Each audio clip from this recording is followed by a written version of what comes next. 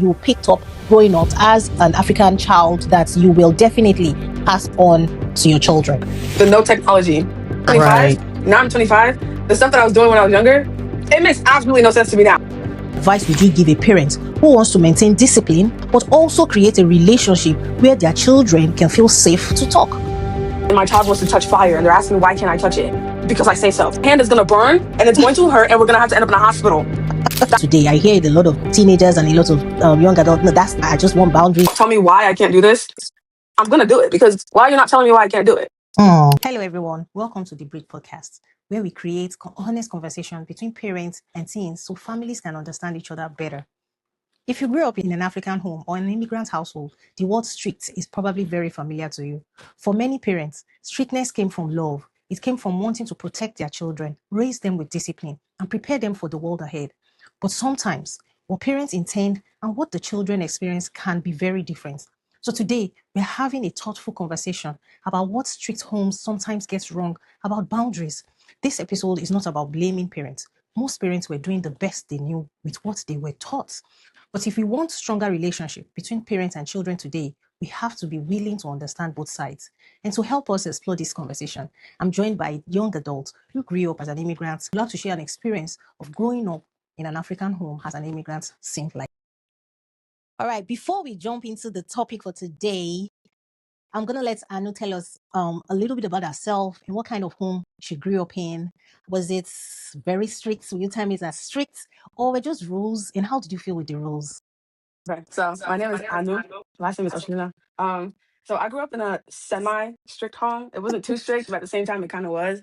Um, I wasn't allowed to hang out with friends until I hit college. In high school, the answer was a straight no. Middle school, no. Elementary school, I had one best friend and she lived in the neighborhood. So I was allowed to go to her house occasionally. And that was only because she was African, she was Kenyan. So our dads knew each other and that was the only house I was ever allowed to go to. But unfortunately, she moved away and we went to different middle schools. So couldn't hang out with anybody else after that. Oh my. Yeah. Did you feel those rules were put in place to guide you, or did you just sometimes felt it was somehow controlling? It was a little bit of both. Because low key, my dad was a bit dramatic because he would use the bombings on TV that he would see to judge me hanging out with my friends. So I'm like, I'm not gonna get shot up in a mall, Dad. Like, I need you to calm down. But now he's like, yeah, you can go anywhere. And it's like, okay. Right. I think The world is still the same. Even worse now. No, I think most of it is usually from fear. Right. Yeah. You just said you see stuff and it's like, oh my God, I don't want my child to go through this. So Yeah. most of the time is from fear and wanting to, in the African sense of it, bring up a respectful child and obedient child. I think Yeah. what usually stems to why most parents will act the way that they do. Another thing that comes up in conversations in the street home is usually the emotional expressions. In the home you grew up in, were you able to express yourself emotionally freely? Which means when you're upset or when you disagree with something, was it easy to be able to have such conversations? Definitely not. It is now. Tell us about that growing up. But when I would ask like why, he would say, Right. because I'm the father. And because it's I my know house. that's very common to us. I know. But now I ask why, he'll actually explain it. And we would go back and forth, like explaining our point of views. Wow. But so you probably would have you would prefer being told why rather than just being told, oh, this is it. Exactly. And you would have made I need to know exactly why I can't do this or why you want me to do that instead of this. Like, let me know why. and So I know. And that caused a little bit of back and forth or conflict, do you think? It did. Because he would report me to my sister. And you know my sister, Tokwa is just like, She tried to play middleman the best she could. Oh yeah, so you were more of the not rebellion now. You were more of the please tell me why. Absolutely. But she was more laid back and all of that. Oh. She would also question why, but she wouldn't say it out loud. She would just be like, okay, it is what it is. But me, I need to know why. Right. Oh wow. I can't even begin to imagine when you're asking the whys. But did you feel like your voice mattered? Like did you feel like growing up in that setting, did you feel like you had a say in conversations like that? As we got older, I guess it got better. But when we were younger, did not have a say in nothing because it was child and adult.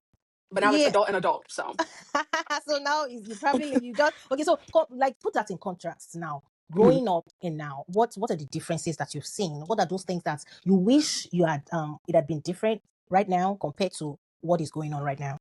Right now, back I can then? speak my mind. Absolutely. If I don't like something that he did, I'll be like, I didn't like that. You didn't have to say that. There was no need for you to say it like that. Or I didn't like the way you said that. You could have said it differently. And he still acts the same way, but like, it's also a little better. He'll be like, oh, that's not what I meant. And you know how parents are. But this is a question that I feel like many parents listening might really find interesting. Looking back now, do you think the strictness in your home, did you feel it's made you more open to your parents, or it just created a kind of secrecy? So is the strictness, did you think it helped to be closer to them, or you just built a way around your things and brought that secrecy? Well, as you can see, I'm now in Dallas, Texas.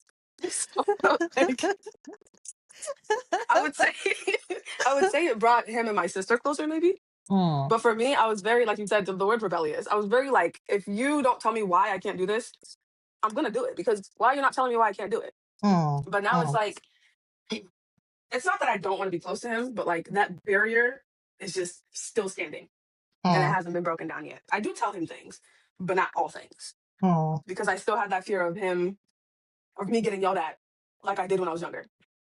Right. I mean, that was what that was what I was going to ask. Did you feel like the things it helped you to, most of the things that you hid, or most of the things you didn't say at that time, was it based on the fear of the reaction? Not just because you just didn't want to, but you were more, it was more from the place of I don't want to deal with the reaction. Yeah. It also didn't help that I was a very troublesome child when I was younger.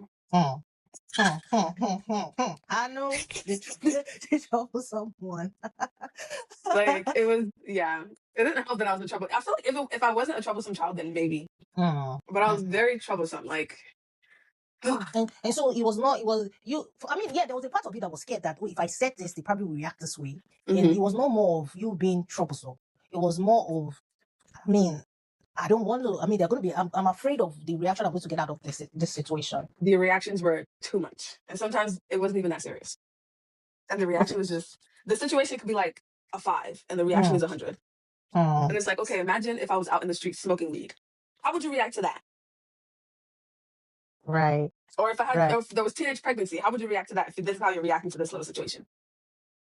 Right. So sometimes But it's thank just, God, I I skipped teenage pregnancy. know, no, Thank the so Lord. a lot, we just see it as necessary to stop. Like for us, it's just more of, it could have been a conversation. It could have just been communication. Sometimes you don't even have to, if you could just get to a point of having proper communication, having proper conversation, then maybe it won't even escalate to what it usually should be. Right. Wow. Oh. All right.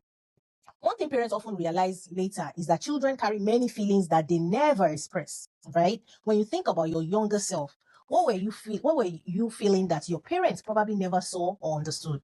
I would say I did feel like some type of way because I couldn't hang out with friends outside of school.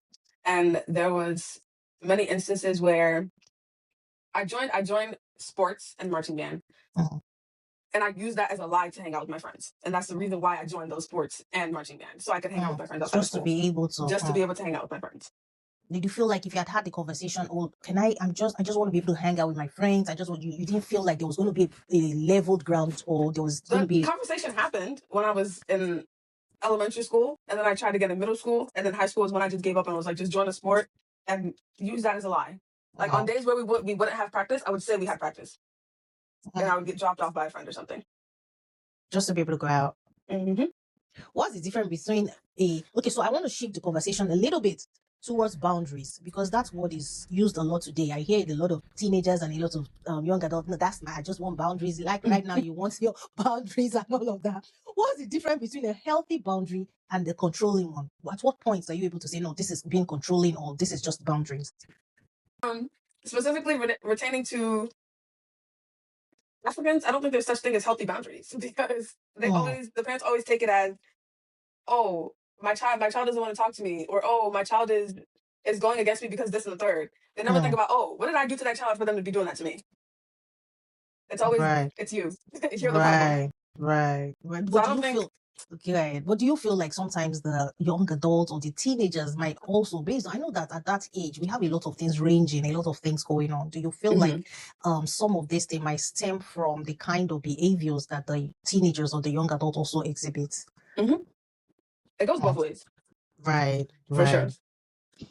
All right. What would healthy boundaries? You said there's nothing like healthy boundaries, but yes, there are healthy boundaries. Healthy boundaries is healthy boundaries. I would say boundaries are meant to guide. Like, so when I tell you, okay, you can go out to see your friends, but be back at certain hours. Okay, this kind of person, I do not want to because I know them, I do not want, okay, sleepovers. I'm not going to encourage sleepovers because of this. And you're giving reasons. Those are healthy boundaries. You know what I mean? I'm Yeah. giving you a reason, maybe because, oh, this is the reason why I don't want you to do this because of this. Maybe I've seen prior things. I probably have been in situations before. You understand? So those would be healthy boundaries. But what would boundaries have looked like in your homes? What do you, to you, how would you have preferred situations were tabled or communicated to you? I would have appreciated if he didn't use the news to like make his decisions. Like he would. My friends were heavily judged by my dad, but he's never met any of them. Not one. But he based my behavior off of my friends. It was like, she's acting this way because of her friends in school. Because the friends in school, I promised her 10 times, they were 10 times worse than me. For sure. We're in middle school and they're having boyfriends, and I'm not. But my actions were judged based off of the friends around me, which was absolutely not true because they were worse than I was. So it's like, I don't think so. And then when I got to high school, my friends were the good ones and I was the rebellious ones. So even then, I'm just like, you can't really judge my character off of my friends because I have different friends and So they don't act like me. So you would have preferred him knowing you and judging you based on who you are, and not trying to use an external factor to project whatever it is that he thought you might be going on at that time. Right. Yeah, the truth is boundaries are meant to guide children, not silence them. Really, most of the time, speaking as a parent now, I want to assume, or I'm hoping that safe and healthy boundaries are to guide the children. It's not to silence them. So when I have conversations with young adults and teens, it's more like I need you to see it from the perspective of the parent too. I am guiding you. At that point, I'm still responsible for you. I'm your guardian. I want you to be able to. I don't want to sit with years down the line and I'm regretting that I did not say this or I did not do this. But yes, as parents, we also then need to learn to see from your perspective. At least if I have given you such boundaries, I should be able to trust you enough to decide that you would handle things the way that I've helped you to see. I had Okay, no okay. chance. I had no chance. I think that's the boundaries, and I think that's the bridge that we are trying to bridge now. To know that giving teenagers and young adults that's privilege, giving us that chance to see, well, you've trained me, helped me, let me then manifest whatever it is that you've put in me rightly. All right, okay. Don't worry, we're listening now. And that's what we're trying to do. Parents are beginning to communicate better and open up better to see. And now, knowing the kind of kids that are growing up now, and we're trying to bridge the gap between the kind of kids that we grew up to be, and so that we can have a better platform of relationship. Okay. For parents that are listening now, especially for those that grew up in strict homes themselves, many of them are trying to do better. That's one, and that's what we've just said. Many of them are trying to do better, but sometimes we don't know how. Okay, what advice would you give a parent who wants to maintain discipline? Because that you cannot take out, right? You have to be able to maintain discipline in their homes, but also create a relationship where their children can feel safe to talk. Just listen to them. Like, if they ask you why, explain why. There's no reason to get upset with them for questioning your decision. It's human. That's like say I had a child and my child wants to touch fire and they're asking me why can't I touch it? Because I say so. Your hand is gonna burn and it's going to hurt and we're gonna have to end up in a hospital. That's why you can't touch fire. You see the difference? Oh my God. Do you see the difference? And say my child is asking me, oh, I want to go to the mall with my friends. And it's Friday the 13th. You know what they say about Friday the 13th? Right. I'm not just going to be like, no, you can't go. You can't go. One, it's Friday the 13th. There are crazy people out there. And you know the hoax about Friday the 13th that you want to be outside. I don't want you out there. Simple. So you're not against the discipline. You're just against the process of... I'm against the process, yes. The discipline, I'm not against discipline at all. If your child is misbehaving, they need discipline, obviously. But to an extent. If I accidentally break a glass, you don't need to beat me with a cane. Just be like, next time, be careful. Now, if I do it every week, then yeah, then we're going to have a problem. But if it's just a one-time accident, there's no need to be overdramatic about it. Right. Thank you so much. Everyone is human. Everyone makes mistakes. Thank you so much for sharing, Andrew. Thank you so much. Are there other things you would like to say on this topic, streetness, African homes, and how we can do better as parents? parents never want to put themselves in our shoes. I'm gonna give an example. When I was younger and I would misbehave at school, he would threaten to send me to Nigeria. Why? The country is not going to make a difference. Right. If I'm misbehaving now, I'm still going to be doing the same thing. Right. The country is not going to make a difference. Getting disciplined obviously didn't make a difference. Right. Time made a difference. That's deep. Yeah, because now I'm 25. Now I'm 25. The stuff that I was doing when I was younger, it makes absolutely no sense to me now. But when I was younger, obviously I wanted to do it. But now it's like I'm not going to repeat those same things that I did when I was younger. Like fighting. What do I look like fighting now? I'm 25. It's not that serious. But yeah, time heals wounds. Right. I love that. I mean, I love that. I love that at the end of the day, we will be children.